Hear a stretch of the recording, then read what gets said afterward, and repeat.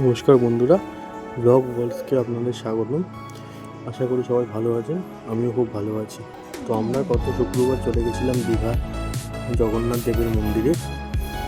খুব সুন্দর ভাস্কর্যের সাথে এই মন্দিরের সৌন্দর্য ফুটিয়ে তোলা হয়েছে। অনেকটা জায়গা জুড়ে মন্দিরটা বিস্তৃত। আপনারা সকলে গিয়ে একবার দেখে আসতে পারেন প্রভু জগন্নাথ দেবের এই মন্দির।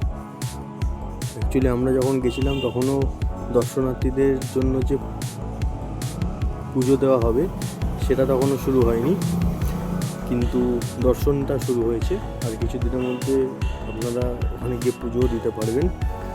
তো এটুকুই বলার, আপনারা যান, ঘুরে আসুন, খুব ভালো লাগবে। এটি ওল্ড দীঘা নিউ দীঘা ঠিক মাঝামাঝি জায়গায়। খুব সুন্দর হয়েছে মন্দিরটি, যা আপনারা যান, ঘুরে আসুন।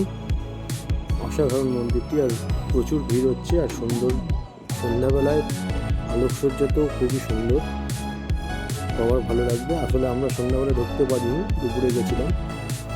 তো অবশ্যই ভিডিওটা ভালো লাগলে লাইক অ্যান্ড শেয়ার করে দেবেন।